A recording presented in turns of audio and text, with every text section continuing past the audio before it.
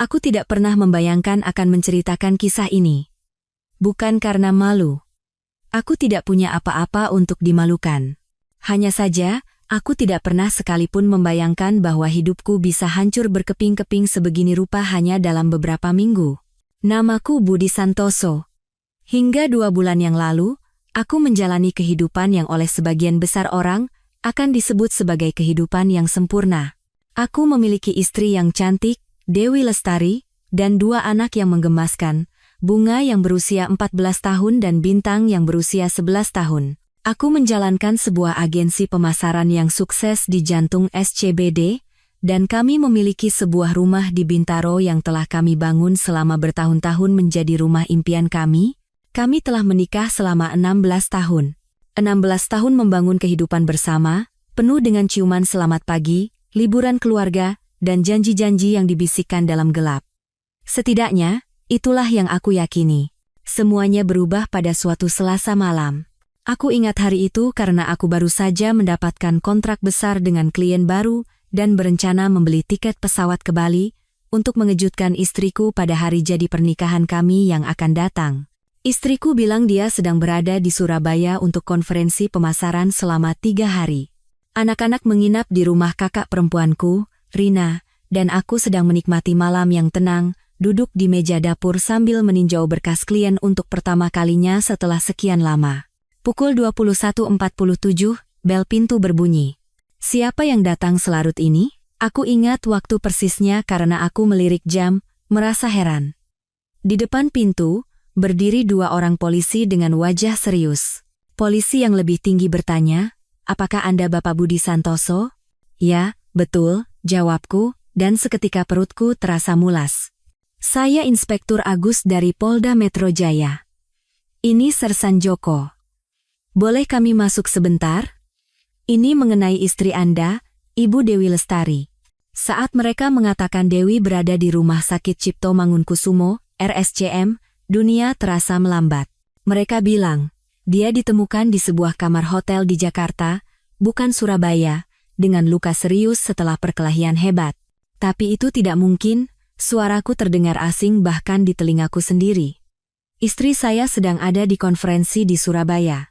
Kedua polisi itu saling berpandangan. Pandangan itu adalah campuran antara kasihan dan ketidaknyamanan yang akan menjadi sangat akrab bagiku selama beberapa hari ke depan. Pandangan dari orang-orang yang mengetahui kebenaran mengerikan yang belum aku ketahui.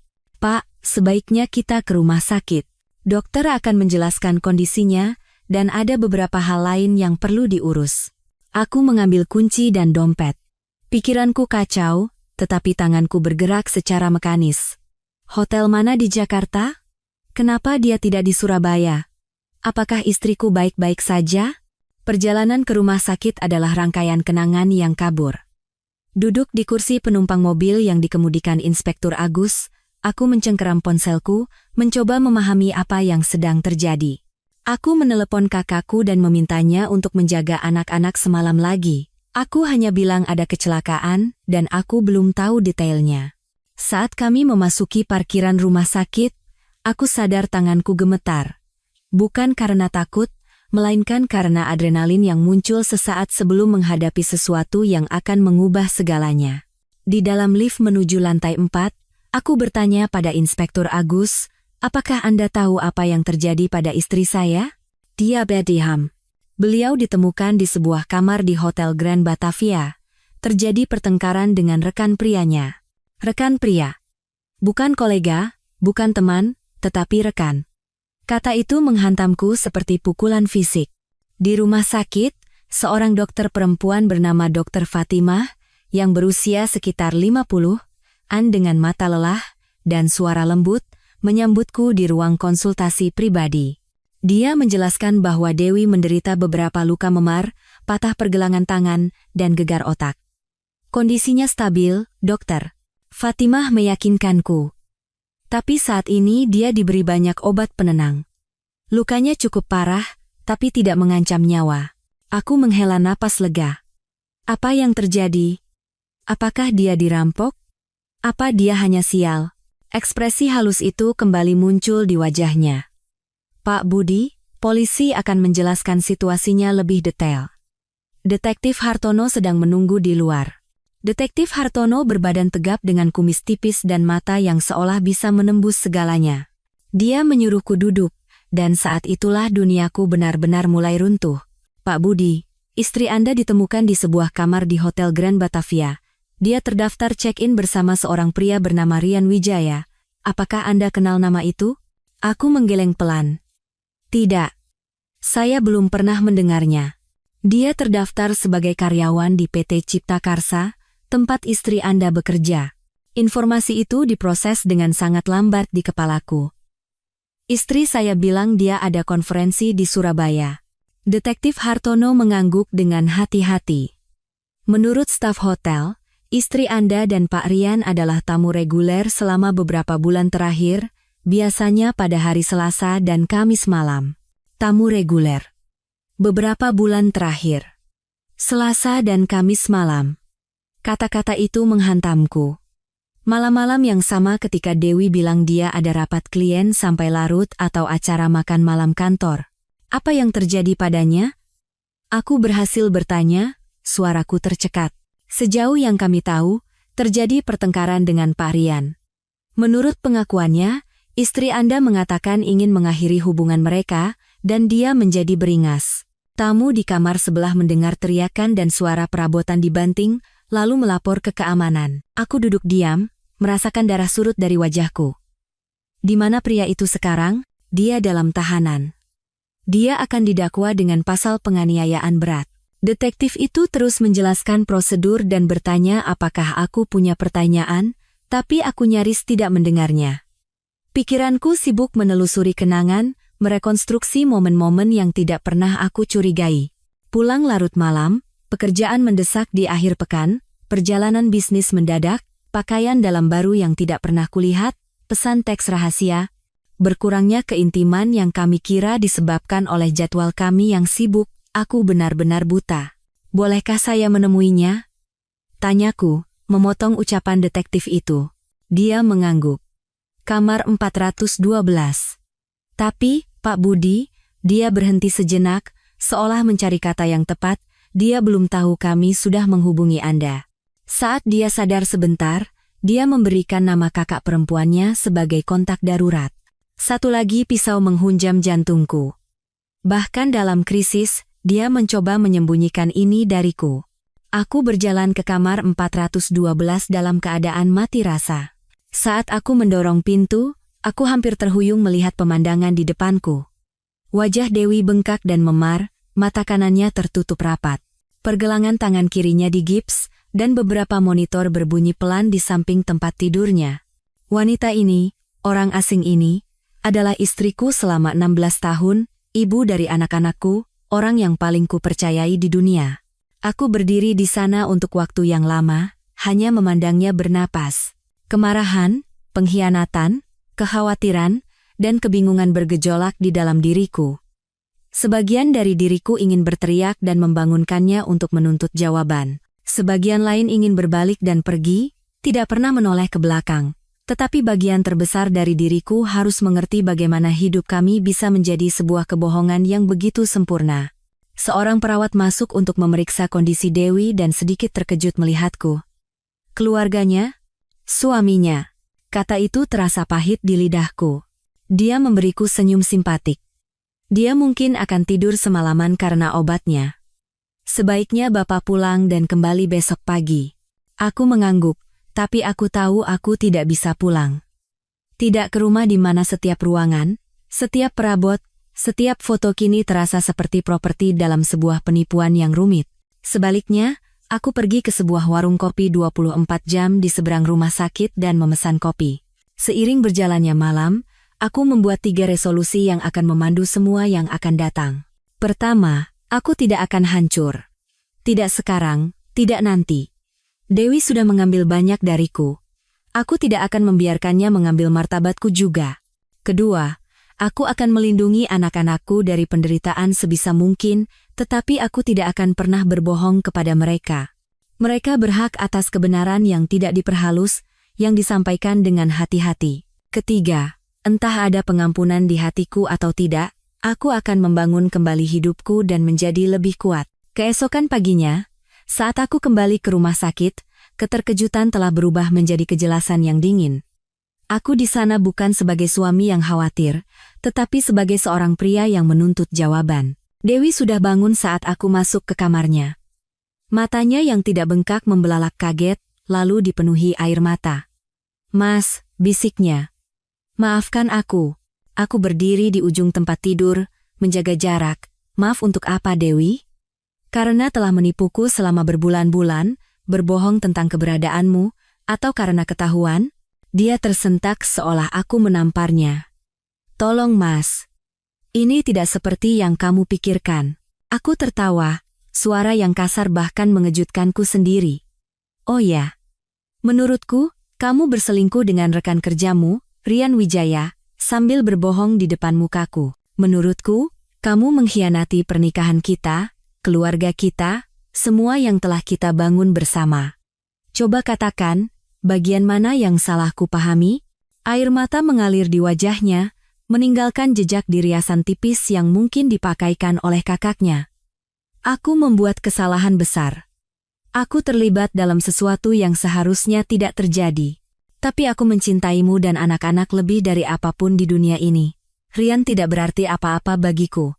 Rupanya dia cukup berarti untuk mempertaruhkan seluruh hidup kita." Balasku, suaraku tenang meski amarah membara di dalam. "Cukup berarti untuk terus berbohong padaku, menciptakan cerita rumit tentang konferensi dan rapat. Cukup berarti bagimu untuk check-in ke hotel bersamanya sementara aku di rumah membantu Bintang mengerjakan PR IPA-nya, memberitahunya bahwa ibu sedang bekerja keras di konferensi. Dia mencoba meraihku dengan tangannya yang sehat, tapi aku mundur. "Mas, tolong. Aku tahu aku telah menyakitimu begitu dalam. Tapi ini bukan diriku yang sebenarnya. Rian. Dia membuatku merasa istimewa, menarik. Hubungan kita menjadi begitu rutin, begitu mudah ditebak. Hentikan, potongku, muak.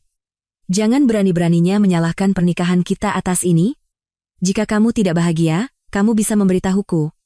Kita bisa melakukan konseling. Ada 1000 hal yang bisa kamu lakukan sebelum memutuskan untuk berselingkuh." Dia memukulku, "Mas," bisiknya, menunjuk luka-lukanya. Ketika aku bilang aku ingin berhenti, bahwa aku tidak bisa melakukannya lagi, dia kehilangan kendali.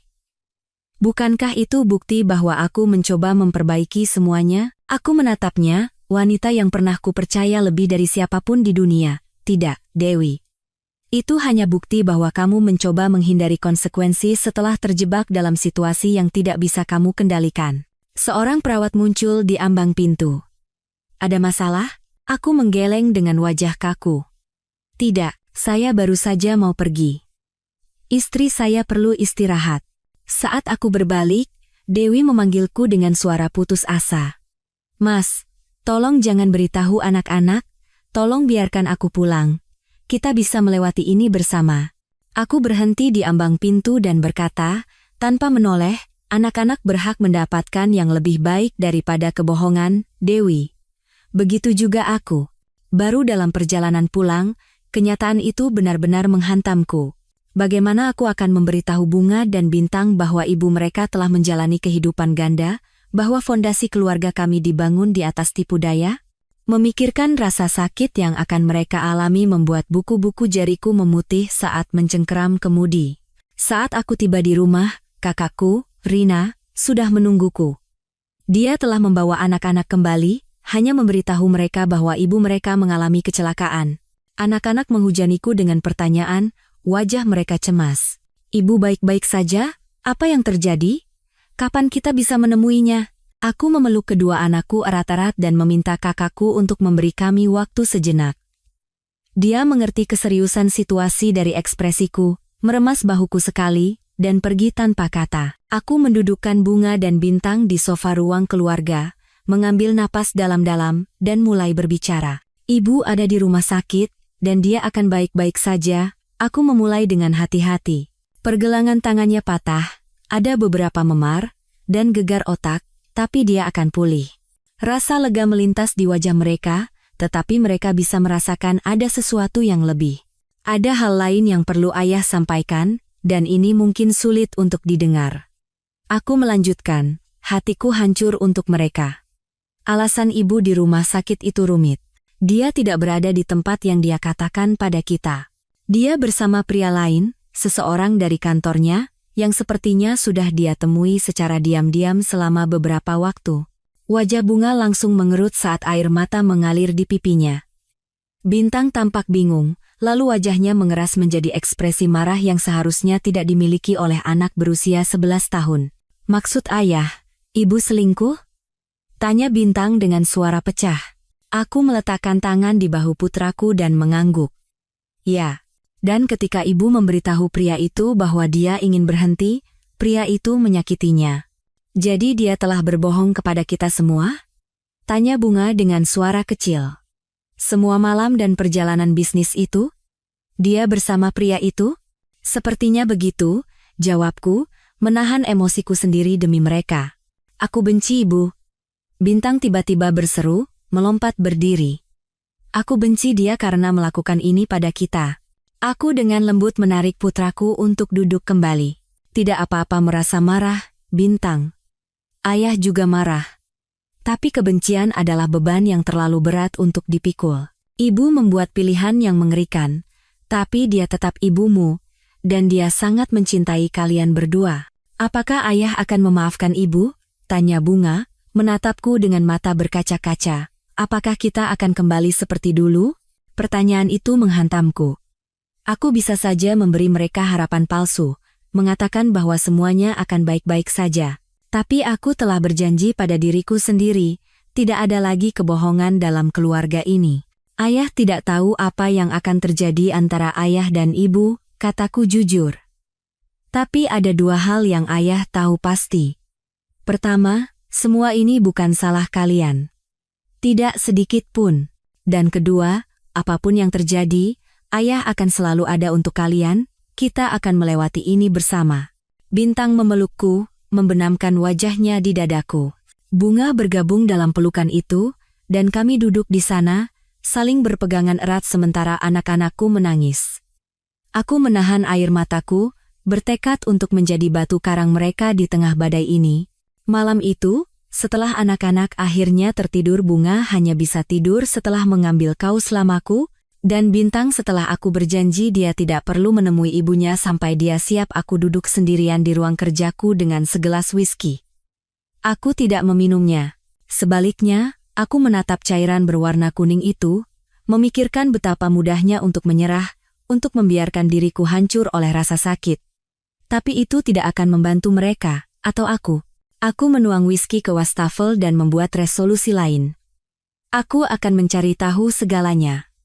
Tidak boleh ada lagi kejutan, tidak ada lagi pengkhianatan. Aku membutuhkan kebenaran yang utuh untuk bisa melangkah maju. Keesokan paginya, aku menelepon seorang detektif swasta, Pak Tono, yang pernah direkomendasikan oleh seorang klien. Aku langsung ke intinya. Saya ingin tahu segalanya tentang perselingkuhan istri saya. Berapa lama? Kemana mereka pergi? Apa yang mereka lakukan? Siapa yang tahu? Saya butuh bukti nyata. Bukan spekulasi.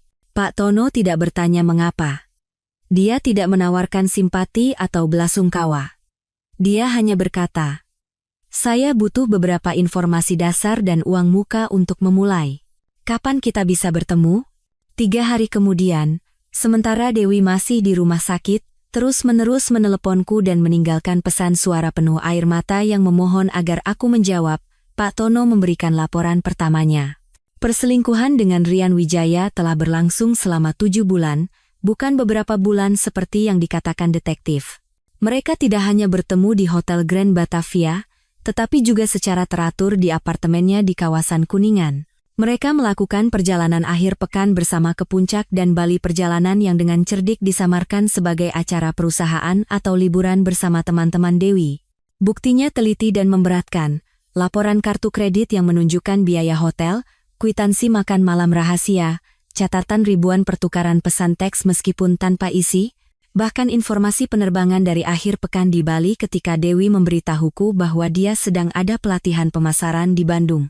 Ada juga foto-foto. Dewi dan Rian masuk ke hotel bersama, berpegangan tangan di taman yang tidak kukenali, berciuman di mobilnya di tempat parkir kantornya. Setiap foto terasa seperti sayatan pisau, tapi aku memaksa diriku untuk melihat semuanya. Inilah kenyataan yang tidak ingin kulihat. Ada lagi, kata Pak Tono dengan suara hati-hati, apakah Anda ingin tahu semuanya? Aku mengangguk, mempersiapkan diri. Setelah mewawancarai beberapa staf hotel dan rekan kerja istri Anda, Rian Wijaya ternyata bukan pertama kalinya berselingkuh di tempat kerja. Dia memiliki riwayat mengejar wanita yang sudah menikah di setiap perusahaan tempat dia bekerja. Dia baru setahun di PT Cipta Karsa. Dan ada rumor bahwa dia juga berselingkuh dengan setidaknya satu wanita lain selain istri Anda selama waktu itu.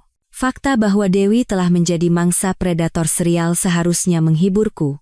Tetapi itu hanya menimbulkan lebih banyak pertanyaan. Apakah dia begitu mudah tergoda? Apakah pernikahan kami begitu tidak berarti baginya?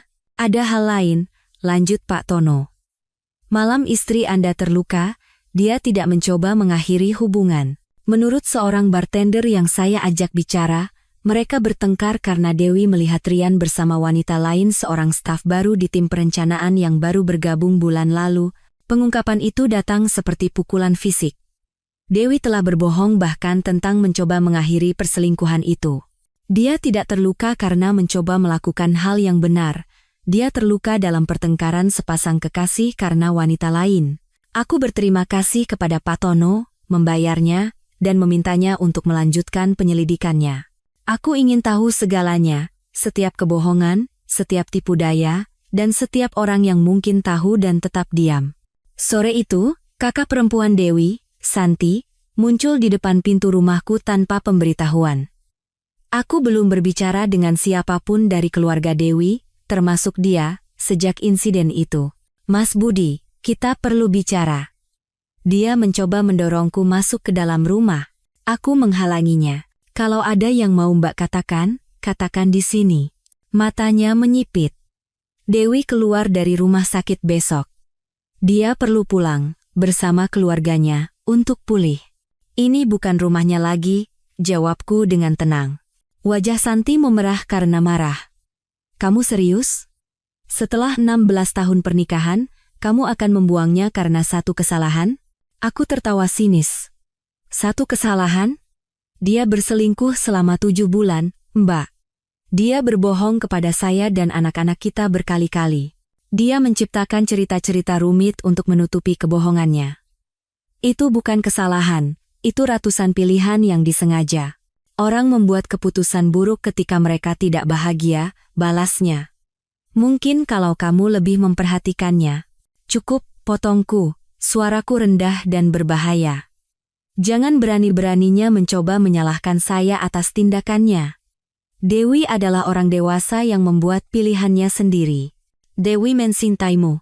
Dia membuat kesalahan penilaian yang mengerikan, tapi dia ingin memperbaikinya. Apakah janji pernikahan tidak berarti apa-apa?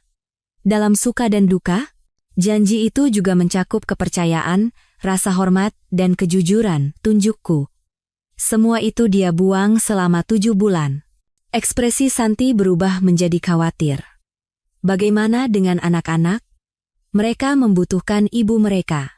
Mereka membutuhkan kebenaran dan stabilitas. Dewi telah menghancurkan keduanya. Dan ya, anak-anakku membutuhkan ibu mereka, tapi aku tidak akan memaksa mereka untuk berpura-pura semuanya baik-baik saja padahal tidak. Kamu selalu dingin, semprotnya. Selalu begitu logis, begitu terkendali. Mungkin Dewi mencari orang lain yang bisa menunjukkan emosi yang sebenarnya. Tuduhan itu menyengat, tapi aku tidak menunjukkannya. Pulanglah, Mbak. Dan katakan pada Dewi untuk tinggal di rumahmu sementara kita mencari tahu langkah hukum selanjutnya. Langkah hukum? Kamu sudah bicara dengan pengacara? Akan segera, aku menegaskan. Dan saya sarankan dia juga melakukan hal yang sama. Setelah Santi pergi, aku berdiri lama di teras, merenungkan kata-katanya. Apakah aku dingin? Apakah aku mendorong Dewi untuk mencari pelipur lara di tempat lain? Keraguan itu merayap masuk, mengancam kejernihan yang telah susah payah kujaga.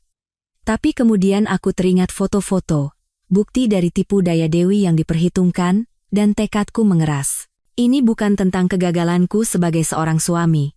Ini tentang pilihan Dewi dan konsekuensinya. Keesokan harinya, aku mendapat telepon dari atasan Dewi, Pak Direktur Hermawan. Aku pernah bertemu dengannya beberapa kali di acara perusahaan. Dia tampak agak menjaga jarak tetapi selalu profesional. Pak Budi, dia memulai dengan suara berat, saya ingin menghubungi Anda secara pribadi mengenai situasi yang mengerikan ini. Pertama-tama, saya benar-benar turut prihatin atas apa yang telah terjadi. Terima kasih atas ucapan Anda, Pak Direktur, jawabku, bertanya-tanya apa niatnya. Saya ingin Anda tahu bahwa kami telah memberhentikan Rian Wijaya dengan segera. Kami memiliki kebijakan ketat terhadap hubungan di tempat kerja, terutama antara manajer dan bawahan, dan dia telah melanggarnya berulang kali.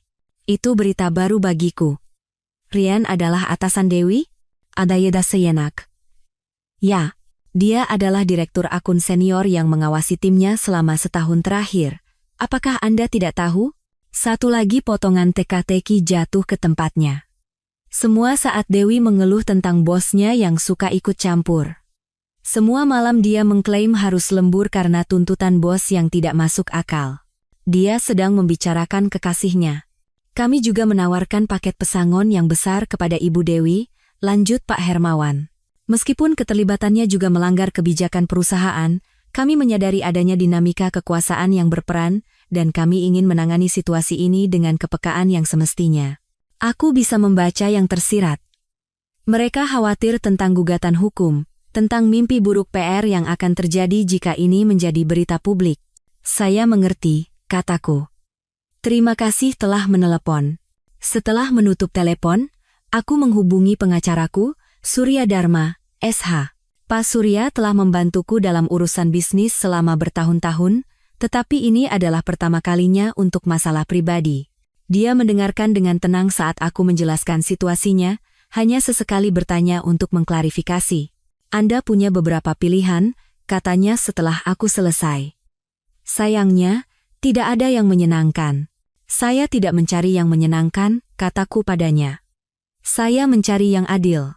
Kalau begitu, langkah pertama adalah mengamankan keuangan Anda. Rekening bersama harus dibekukan atau dibagi. Kartu kredit harus dibatalkan atau diturunkan limitnya. Anda harus segera mendokumentasikan semua aset dan utang. Aku sudah memulai proses itu, memindahkan setengah dari tabungan bersama kami ke rekening terpisah atas namaku dan menyimpan catatan cermat dari setiap transaksi. Selanjutnya, Anda harus memutuskan apakah akan mengajukan gugatan cerai atau perpisahan hukum. Mengingat apa yang Anda katakan, Anda memiliki dasar yang kuat untuk gugatan cerai dengan kesalahan pada pasangan, yang dapat memengaruhi pembagian harta, atau negosiasi tunjangan. Bagaimana dengan anak-anak? Tanyaku. Saya ingin hak asuh utama. Wajah Pak Surya tampak berhati-hati. Itu lebih rumit. Pengadilan umumnya lebih menyukai hak asuh bersama kecuali ada bukti bahwa salah satu orang tua tidak layak. Perselingkuhan pasangan Anda adalah dasar untuk perceraian, tetapi itu tidak secara otomatis membuatnya menjadi orang tua yang tidak layak di mata hukum. Aku mengangguk, menerima kenyataan yang tidak mengenakan ini. Bagaimana dengan PT Cipta Karsa? Bisakah mereka dimintai pertanggungjawaban? Karyawan senior mereka berselingkuh dengan bawahan yang sudah menikah. Mungkin ada kasus di bawah undang-undang pelecehan di tempat kerja, terutama mengingat dinamika kekuasaan di antara mereka. Tapi itu adalah klaim yang harus diajukan oleh istri Anda, bukan Anda. Kecuali apa? Kecuali Anda bisa membuktikan bahwa kelalaian mereka secara langsung berdampak pada Anda. Misalnya, jika Anda bisa membuktikan bahwa mereka tahu tentang hubungan itu dan tidak melakukan apa-apa, sehingga memungkinkan perselingkuhan itu berlanjut dan pada akhirnya merugikan Anda. Tapi itu kasus yang sulit untuk dibuktikan. Aku teringat rumor yang disebutkan Pak Tono tentang riwayat perselingkuhan Rian di tempat kerja. Jika perusahaan tahu dan tidak melakukan apa-apa, saya akan memikirkannya, kataku pada Pak Surya. Untuk saat ini, mari kita fokus melindungi kepentingan saya dan anak-anak. Pada saat Dewi keluar dari rumah sakit, aku telah membuat rencana sementara. Aku mengambil cuti dari kantor untuk bersama anak-anak, aku mengganti kunci rumah, aku memberitahu sekolah anak-anak tentang situasi tersebut, meminta mereka untuk waspada terhadap perubahan perilaku dan menghubungiku secara langsung jika ada masalah. Dewi pergi ke rumah kakaknya, Santi, seperti yang kusarankan. Sehari setelah keluar, dia datang ke rumah saat anak-anak sedang di sekolah. Wajahnya masih memar tetapi sudah mulai sembuh, dan pergelangan tangannya masih digips. Aku menemuinya di teras, tidak mengundangnya masuk. Aku datang untuk mengambil barang-barangku, katanya dengan suara kecil. Aku sudah mengemas koper untukmu dengan pakaian dan barang-barang pribadi, jawabku, menunjuk ke sebuah koper besar di dekat pintu. Jika kamu butuh yang lain, ajukan permintaan melalui Pak Surya Dharma, pengacaraku. Wajahnya mengerut. Mas, tolong, bisakah kita bicara? Aku tahu aku melakukan kesalahan besar, tapi aku mencintaimu, aku mencintai keluarga kita. Kita bisa melewati ini. Tidak ada kita lagi, Dewi, kataku, merasa diriku luar biasa tenang. Kamu menghancurkannya dengan kebohongan dan perselingkuhan selama 7 bulan. Orang-orang bisa pulih dari perselingkuhan, bantahnya. Banyak pernikahan yang selamat dari krisis seperti ini. Beberapa mungkin bisa, aku mengakui. Tapi kurasa pernikahan kita tidak. Ini bukan hanya tentang perselingkuhan, Dewi. Ini tentang skala penipuan. Fakta bahwa kamu tidur dengan atasanmu sambil mengeluh tentang dia padaku. Fakta bahwa kalian pergi berlibur bersama sementara aku tinggal di rumah dengan anak-anak kita. Fakta bahwa kamu bahkan tidak mencoba mengakhiri hubungan itu, kamu bertengkar karena dia selingkuh darimu. Matanya membelalak kaget. Bagaimana kamu? Aku tahu segalanya, potongku. Setiap penginapan di hotel, setiap perjalanan akhir pekan, setiap kebohongan yang kamu katakan padaku dan anak-anak. Dan aku tahu bahwa satu-satunya alasan kamu ketahuan adalah karena Rian mulai bertemu wanita lain dan kamu mengkonfrontasinya. Air mata mengalir di pipinya. Itu tidak benar. Aku memang ingin mengakhirinya. Aku bilang padanya kita harus berhenti. Berhenti berbohong, kataku, suaraku akhirnya menunjukkan emosi. Bahkan sekarang, setelah ketahuan, dengan semua bukti tentang apa yang terjadi, kamu masih berbohong. Anak-anak, dia mengubah topik pembicaraan. Mereka membutuhkanku. Kamu tidak bisa menjauhkanku dari anak-anakku. Aku tidak menjauhkanmu. Bintang tidak mau melihatmu sekarang. Bunga bingung dan terluka. Aku akan mengatur kunjungan jika mereka sudah siap, tapi itu akan sesuai dengan keinginan mereka, bukan keinginanmu. Dia menatapku, ekspresinya sedikit mengeras. Kamu membuat mereka membenciku. Tidak, Dewi.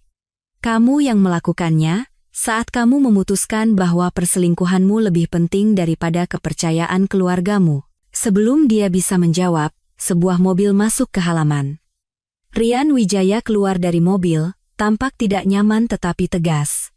Melihatnya membuat darahku menjadi dingin. Inilah pria yang telah tidur dengan istriku, yang tangannya telah menyentuh tubuhnya, yang telah berbagi momen-momen intim yang seharusnya hanya menjadi milikku. Inilah juga pria yang telah memukulnya cukup keras hingga membuatnya masuk rumah sakit. Untuk apa dia di sini? Tuntutku, secara naluriah melangkah maju, menempatkan diriku di antara Dewi dan Rian. Aku yang memintanya datang, aku Dewi. Aku pikir jika kami berdua bisa bicara denganmu, menjelaskan. Menjelaskan, aku mengulangi dengan tidak percaya. Apa yang mungkin bisa dia jelaskan yang akan membuat perbedaan? Rian mendekat, mengangkat tangannya sedikit seolah menyerah. Pak Budi, saya tahu Anda punya banyak alasan untuk membenci saya. Tentu saja aku membencimu, potongku. Kamu tidur dengan istriku selama 7 bulan, membohonginya dengan wanita lain, dan memukulnya saat dia mengkonfrontasimu. Beri aku satu alasan bagus mengapa aku tidak seharusnya membuatmu masuk rumah sakit sekarang juga. Dia tersentak mendengar kata-kataku. Bukan seperti itu. Aku tidak bermaksud menyakitinya. Situasinya menjadi panas. Situasinya menjadi panas, aku mengulangi dengan datar. Itukah penjelasanmu untuk mematahkan pergelangan tangan istriku dan memberinya gegar otak? Mas, tolong, sela Dewi. Kami hanya mencoba memperbaiki semuanya. Aku menatap mereka bergantian, dan tiba-tiba aku sadar. Kalian kembali bersama, kan? Setelah semua ini, setelah dia membuatmu masuk rumah sakit, kamu menerimanya kembali. Keheningan Dewi adalah sebuah pengakuan. Aku tertawa getir, suara yang mengejutkan kami bertiga. Luar biasa. Tahu tidak? Kalian berdua memang pantas untuk satu sama lain. Dua pembohong yang mempermainkan hidup orang lain. Rian melangkah maju. Dengar, aku mencintai Dewi. Apa yang terjadi di antara kami itu salah bukan hanya insiden itu, tapi perselingkuhan itu sendiri. Kami berdua tahu itu. Tapi sekarang kami ingin jujur dan melangkah maju. Jujur? Aku bertanya. Kalian berdua tidak akan tahu apa itu kejujuran bahkan jika itu menampar wajah kalian. Omong-omong, itulah yang sedang susah payah kutahan saat ini. Wajah Rian mengeras. Dia mengambil langkah lain ke arahku, tubuhnya tegang. Kamu pikir kamu lebih baik dariku? Dengan kehidupan sempurnamu dan keunggulan moralmu, kamu tidak tahu apa-apa tentang apa yang aku dan Dewi miliki. Sesuatu di dalam diriku patah. Tanpa berpikir, tinjuku mendarat di rahangnya, membuatnya terhuyung ke belakang. Rasa sakit yang menjalar di tanganku tidak sebanding dengan kepuasan melihatnya terkapar di halaman rumahku. Keluar dari rumahku, kataku dengan suara tenang yang mematikan, kalian berdua. Rian bangkit terhuyung-huyung, memegangi rahangnya. Untuk sesaat, kupikir dia akan membalas, tapi Dewi meraih lengannya. Ayo, Rian. Ini tidak akan membantu. Aku berbalik ke arah Dewi. Aku masih ibu dari anak-anakmu, katanya, nada menantang dalam suaranya. Kamu tidak bisa menghapuskanku dari hidup mereka begitu saja. Aku tidak pernah bilang akan menghapusmu. Tapi ada satu hal yang perlu kalian berdua ketahui. Drama rekonsiliasi kecil yang kalian pertontonkan ini, itu tidak mengubah apapun. Aku tetap akan mengajukan gugatan cerai. Aku akan menuntut hak asuh utama. Dan aku akan memastikan semua orang tahu persis siapa kalian. Aku masuk ke dalam dan menutup pintu. Melalui jendela, aku melihat Dewi mengambil kopernya, mengatakan sesuatu dengan marah kepada Rian, lalu masuk ke mobilnya. Mereka pergi, meninggalkanku sendirian di rumah yang pernah dipenuhi oleh keluarga yang kupercaya bahagia. Malam itu, ketika Bunga dan Bintang pulang dari kegiatan ekstrakurikuler mereka, aku mendudukkan mereka lagi. Ibu datang mengambil barang-barangnya hari ini. Dia akan tinggal di rumah Tante Santi untuk sementara waktu. Apakah dia membicarakan kita? Tanya Bunga dengan suara kecil. Ya. Dia sangat merindukan kalian berdua, dan dia ingin bertemu jika kalian sudah siap. Wajah Bintang mengeras. Aku belum siap. Mungkin tidak akan pernah siap. Aku merangkul bahu putraku. Tidak apa-apa, nak. Tidak ada yang akan memaksamu bertemu ibu sampai kamu mau. Apakah ibu tidak akan pulang lagi? Tanya Bunga. Aku menarik napas dalam-dalam. Tidak, sayang. Ayah dan ibu akan bercerai. Itu artinya kita tidak akan menjadi suami istri lagi, dan kita tidak akan tinggal bersama. Air mata menggenang di mata Bunga, tapi dia mengangguk seolah sudah menduga jawaban itu. Bintang bersandar padaku, tubuhnya kaku karena tegang. Ada hal lain yang perlu kalian ketahui, lanjutku, memutuskan bahwa mereka berhak atas kebenaran yang utuh, pria yang ibu temui. Rian. Dia datang ke rumah hari ini bersamanya. Pria yang menyakiti ibu? Tanya Bintang, suaranya meninggi. Kenapa ibu bersamanya? Aku memilih kata-kataku dengan hati-hati. Orang dewasa terkadang membuat pilihan yang rumit dan sulit dimengerti. Sepertinya ibu dan Pak Rian telah memutuskan untuk melanjutkan hubungan mereka. Itu tidak masuk akal, kata Bintang tegas. Memang tidak, jawabku. Tapi ada satu hal yang ayah ingin kalian berdua ingat. Semua ini bukan salah kalian. Tidak sedikit pun. Dan tidak ada yang terjadi sekarang yang akan mengubah betapa ayah dan ibu mencintai kalian. Tapi semuanya berubah, kata Bunga, kini menangis. Keluarga kita hancur. Aku menarik putriku mendekat. Beberapa hal berubah, ya. Tapi cintaku pada kalian tidak berubah. Janjiku untuk menjadi ayah terbaik yang kubisa tidak berubah. Kita masih sebuah keluarga, hanya dalam bentuk yang berbeda. Aku memeluk mereka saat mereka mencerna kenyataan baru ini, bertanya-tanya bagaimana kami sampai pada titik ini, dan kemana kami akan pergi dari sini. Beberapa minggu berikutnya adalah pusaran konsultasi hukum, sesi terapi untuk anak-anak, dan upaya untuk mempertahankan semacam rutinitas normal. Dewi mencoba beberapa kali untuk bertemu anak-anak, tetapi Bintang menolak dengan tegas, dan Bunga, setelah ragu-ragu, hanya setuju untuk makan siang di restoran dengan pengawasan. Aku tidak menghadiri makan siang itu. Sebaliknya, aku meminta kakakku, Rina, untuk menemani Bunga. Ketika mereka kembali, Bunga tampak pendiam dan menarik diri. "Bagaimana tadi?" tanyaku lembut setelah Rina pergi. Bunga mengangkat bahu, memainkan benang yang terlepas dari sweaternya. "Aneh."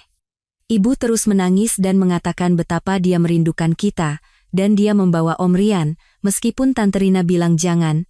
Rahangku mengeras. "Rian ada di sana?" Itu bukan kesepakatannya. Dia menunggu di mobil hampir sepanjang waktu, tapi dia masuk di akhir untuk menyapa. Ekspresi Bunga menjadi gelap. Dia bersikap sangat baik, mengatakan betapa ibu sering membicarakan aku dan Bintang. Aku tidak suka. Aku menarik napas dalam-dalam, menahan amarahku. "Maaf itu terjadi, Bunga. Itu tidak akan terjadi lagi. Ibu bilang dia akan berjuang untuk kita," lanjut Bunga dengan suara kecil. "Dia bilang ayah membuat kita membencinya, dan dia tidak akan membiarkan ayah memisahkan kita." Rasa dingin menjalari diriku mendengar kata-kata itu. Bukan karena aku takut kehilangan hak asuh, aku percaya pada pengacaraku dan bukti yang telah kami kumpulkan.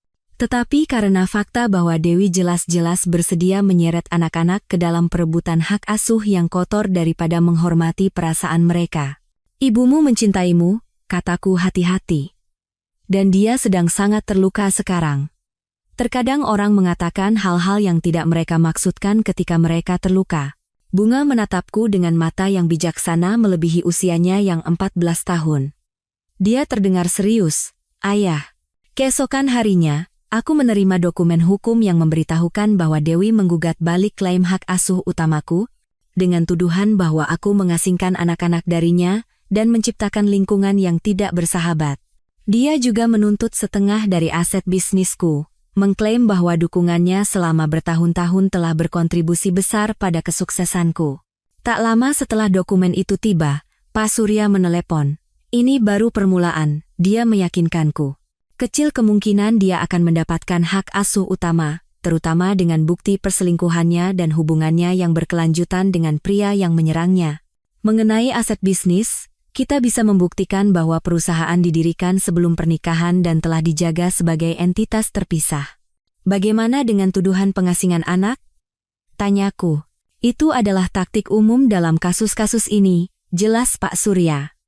"Tetapi anak-anak sudah cukup besar bagi pengadilan untuk mempertimbangkan keinginan mereka, terutama Bintang. Fakta bahwa Anda telah mendaftarkan mereka dalam terapi dan mengikuti rekomendasi profesional untuk menangani situasi ini akan menguntungkan Anda." Meskipun kata-kata Pak Surya menenangkan, pertarungan hukum semakin sengit.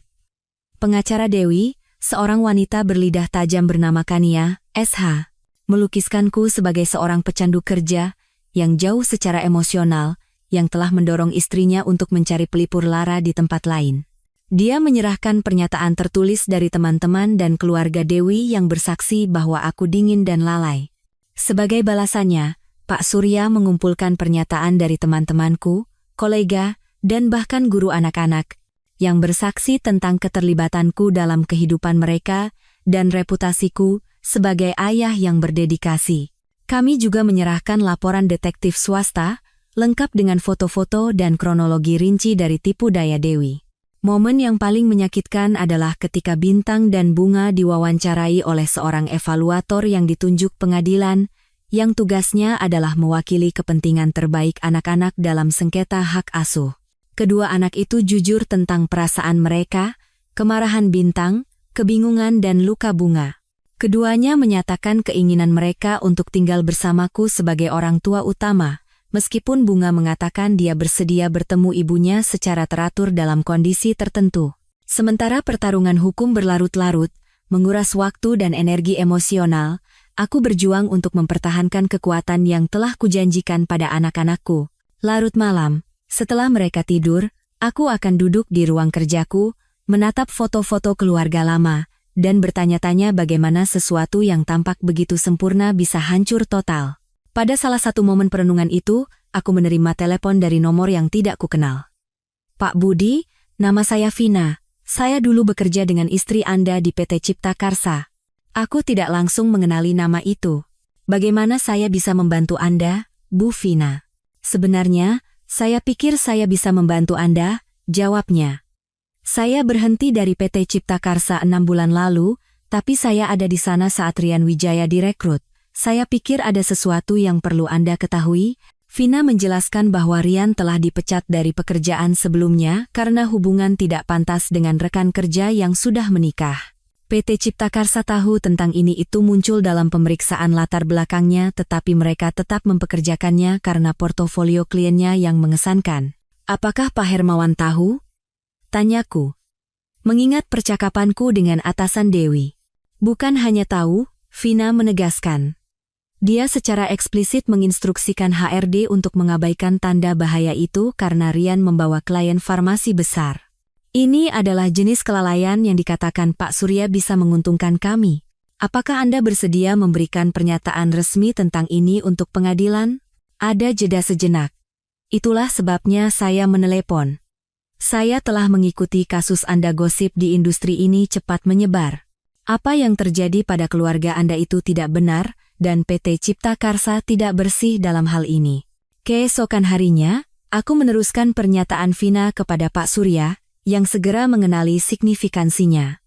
Ini mengubah permainan, katanya. Kita sekarang memiliki bukti bahwa PT Cipta Karsa dengan sengaja mempekerjakan seseorang dengan riwayat pelanggaran di tempat kerja dalam posisi senior, membahayakan karyawan lain, termasuk istri Anda. Kita bisa menambahkan perusahaan itu ke dalam gugatan, dengan alasan kelalaian mereka berkontribusi pada kehancuran pernikahan Anda. Itu adalah titik balik dalam kasus ini.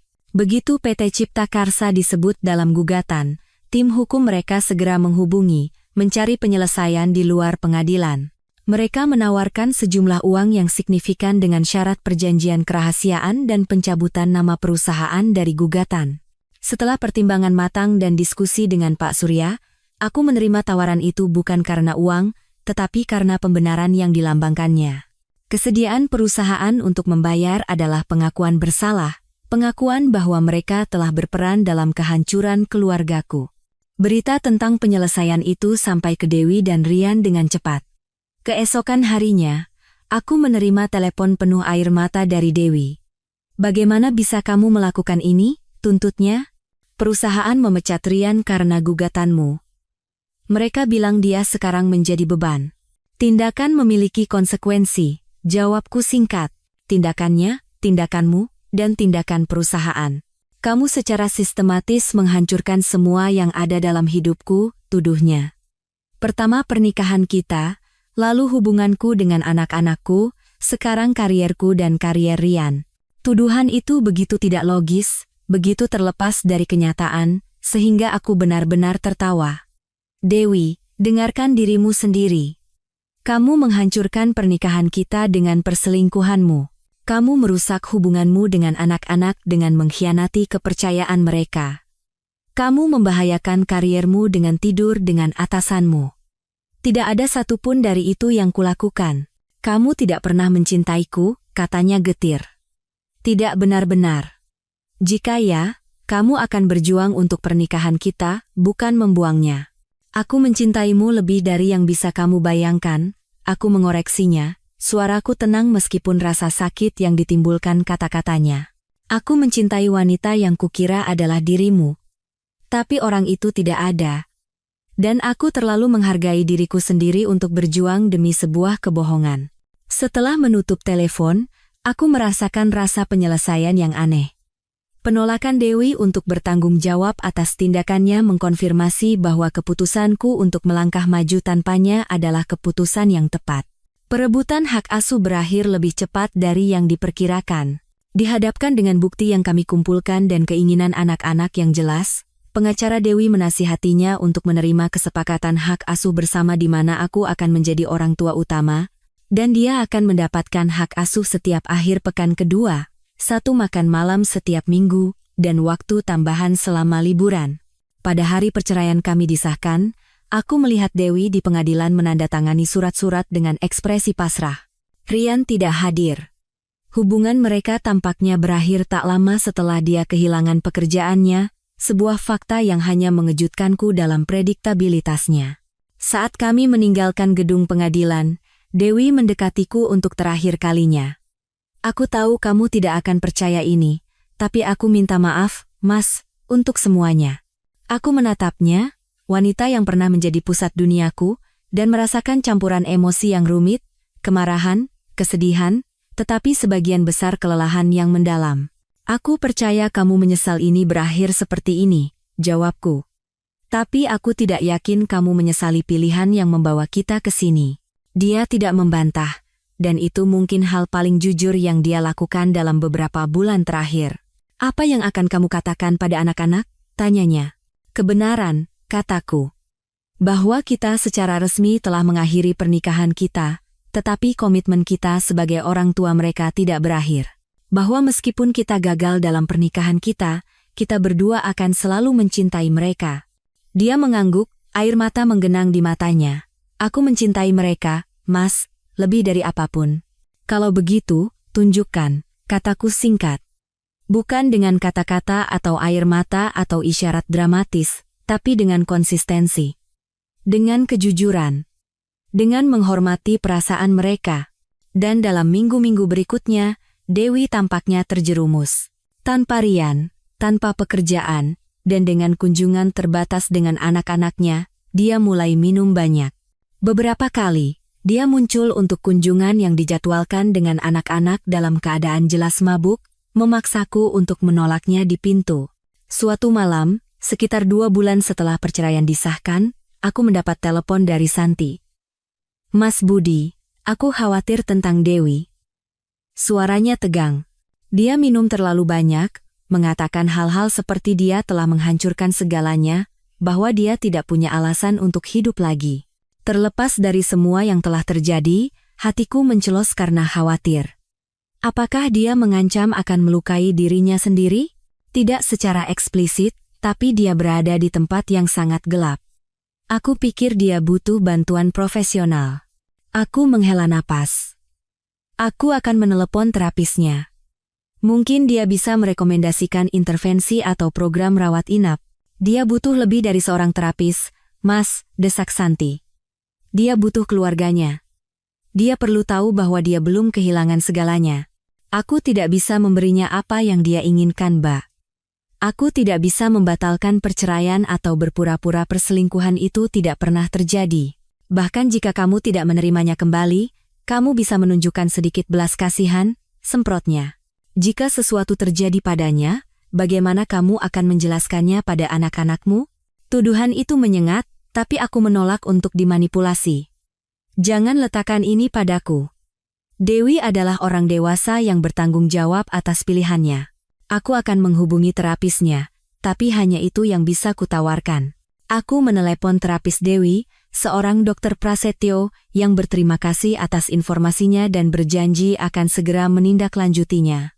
Kupikir itu sudah cukup, bahwa Dewi akan mendapatkan bantuan yang dibutuhkannya, dan akhirnya menemukan cara untuk melangkah maju. 3 hari kemudian, pukul 02.17 dini hari, bel pintu rumahku berbunyi. Aku terhuyung-huyung turun dengan mata mengantuk dan menemukan 2 petugas polisi di teras. Jantungku serasa anjlok. Pemandangan itu begitu akrab, mengingatkanku pada malam pertama ketika semuanya berubah. Apakah Anda Bapak Budi Santoso? Tanya seorang polwan. Ya, jawabku, sudah tahu bahwa sesuatu yang mengerikan telah terjadi. Saya Bribka Citra dari Polres Jakarta Selatan. Ini Bribtu Iwan. Boleh kami masuk sebentar? Ini mengenai mantan istri Anda, Ibu Dewi Lestari. Aku mempersilakan mereka masuk ke ruang tamu, bersyukur anak-anak sedang tidur di lantai atas. Ada apa? Ekspresi Bribka Citra lembut tetapi berat. Saya sangat menyesal harus memberitahu Anda bahwa Ibu Dewi Lestari terlibat dalam kecelakaan mobil tunggal malam ini. Di jalan tol dalam kota. Mobilnya keluar dari jalan dan menabrak pembatas beton. Apakah dia baik-baik saja? Tanyaku. Meskipun aku sudah tahu jawabannya dari wajah mereka. Beliau tidak selamat dari kecelakaan itu, Pak. Para medis menyatakan beliau meninggal di tempat kejadian. Aku merosot ke kursi, tak berdaya. Berita itu menghantamku dengan kekuatan fisik. Terlepas dari semua yang terjadi di antara kami, rasa sakit dan pengkhianatan, aku tidak pernah berharap Dewi celaka seperti ini. Penyelidikan awal menunjukkan bahwa dia berada di bawah pengaruh alkohol, tambah Bribtu Iwan. Kadar alkohol dalam darahnya jauh di atas batas legal. Apakah ada kendaraan lain yang terlibat? Tanyaku. Mencoba memproses informasi. Tidak, Pak. Hanya mobilnya. Sepertinya dia mengebut dan kehilangan kendali. Mereka terus menjelaskan prosedur, bertanya apakah ada yang bisa membantu menghubungi kerabat, tapi aku nyaris tidak mendengarnya. Pikiranku dipenuhi oleh bunga dan bintang bagaimana aku akan memberitahu mereka bahwa ibu mereka telah tiada, bagaimana tindakan terakhir yang tidak dapat diubah ini akan membentuk pemahaman mereka tentangnya. Setelah polisi pergi, berjanji akan menghubungi kembali dengan informasi lebih lanjut, aku duduk sendirian di ruang tamu yang gelap, diliputi oleh emosi yang rumit, kesedihan, kemarahan, rasa bersalah, dan duka yang mendalam atas masa depan yang mungkin bisa terjadi. Keesokan paginya, sebelum anak-anak bangun, aku mendapat telepon dari Santi. Dia linglung, suaranya nyaris tidak terdengar karena isak tangis. Kami menemukan surat, katanya, di apartemennya. Polisi memberikannya padaku. Tapi kupikir kamu harus melihatnya. Surat itu untukmu dan anak-anak. Aku segera pergi ke rumah Santi. Dia menyerahkan sebuah amplop tanpa menatap mataku. Di dalamnya ada selembar kertas yang dipenuhi tulisan tangan Dewi, huruf-hurufnya tidak rata dan miring, bukti bahwa dia mabuk saat menulisnya. Budi, bunga, bintang. Aku tahu kata-kata tidak akan pernah bisa membatalkan apa yang telah kulakukan atau menyembuhkan luka yang telah kutimbulkan. Aku telah mencoba untuk membangun kembali sesuatu dari puing-puing yang kuciptakan, untuk menemukan jalan ke depan, tetapi sepertinya aku tidak bisa lepas dari beban kesalahanku. Budi, kamu benar tentang segalanya. Pernikahan kita mungkin tidak sempurna, tetapi itu baik, dan itu nyata, dan itu layak diperjuangkan. Aku membuangnya untuk sesuatu yang hampa dan merusak. Rian tidak pernah mencintaiku. Aku tahu itu sekarang. Tetapi bahkan jika dia mencintaiku, itu tidak akan membenarkan apa yang kulakukan padamu dan anak-anak kita. Kamu pantas mendapatkan yang lebih baik daripada kebohongan dan pengkhianatanku. Bunga, bintang, anak-anakku yang cantik. Aku sangat menyesal telah membawa kekacauan dan rasa sakit ke dalam hidup kalian. Kalian pantas mendapatkan seorang ibu yang melindungi kalian, bukan yang menyakiti kalian, seorang ibu yang menempatkan kalian di atas segalanya. Tolong ketahuilah bahwa kegagalanku sebagai seorang istri tidak ada hubungannya dengan cintaku pada kalian. Cinta itu selalu nyata, selalu murni, bahkan ketika tindakanku tidak menunjukkannya. Aku tidak meminta pengampunan. Aku bahkan tidak tahu apakah aku pantas mendapatkannya. Tapi aku ingin kalian semua tahu bahwa aku sekarang mengerti, meskipun sudah terlambat, apa yang telah kubuang. Kekosongan yang kurasakan ini bukan karena kehilangan kekasih atau pekerjaan. Ini karena aku kehilangan satu-satunya hal yang benar-benar penting, keluargaku, integritasku, kepercayaan kalian. Maafkan aku untuk segalanya. Dewi. Aku membaca surat itu 2 kali, lalu dengan hati-hati melipatnya dan memasukkannya kembali ke dalam amplop. Kata-kata itu adalah sebuah pengakuan, sebuah permintaan maaf, dan sebuah perpisahan. Mereka tidak menghapus apa yang telah terjadi, tetapi mereka mengungkapkan kejernihan yang tidak pernah ditunjukkan Dewi saat dia masih hidup. Apakah kamu tahu dia begitu putus asa? Tanya Santi dengan suara hampa. Aku menggelengkan kepala. Aku tahu dia sedang berjuang, tapi aku tidak tahu keputusasaannya begitu dalam. Bisakah kita berbuat lebih banyak? Tanyanya, bukan dengan tuduhan, tetapi dengan ketidakpastian yang tulus. Aku tidak tahu, aku mengakui. Mungkin. Atau mungkin jalan ini sudah ditentukan oleh pilihan-pilihan yang tidak dapat diubah sejak lama. Kami duduk dalam keheningan sejenak, 2 orang yang kini hanya terikat oleh hubungan kami dengan seorang wanita yang telah tiada. Bagaimana kamu akan memberitahu anak-anak? Akhirnya Santi bertanya. Aku menarik napas dalam-dalam. Dengan jujur. Dengan lembut, tapi dengan jujur. Memberitahu Bunga dan Bintang tentang kematian ibu mereka adalah hal tersulit yang pernah kulakukan. Reaksi mereka berbeda seperti kepribadian mereka. Bunga hancur dalam tangisan, sementara Bintang menjadi benar-benar diam, wajahnya topeng keterkejutan dan kebingungan. Apakah ibu melakukannya dengan sengaja? Tanya Bunga di sela-sela isak tangisnya. Aku memilih kata-kataku dengan hati-hati.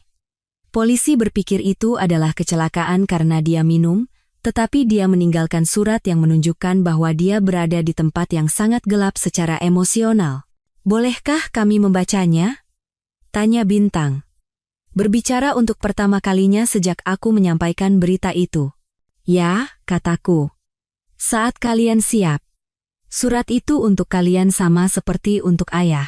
Hari-hari berikutnya adalah kabut persiapan pemakaman, telepon belasungkawa, dan upaya untuk mendukung anak-anakku yang berduka.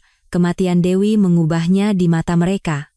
Dia bukan lagi ibu yang mengkhianati kepercayaan mereka, tetapi sosok tragis yang kesalahannya telah menyebabkan kehancurannya sendiri.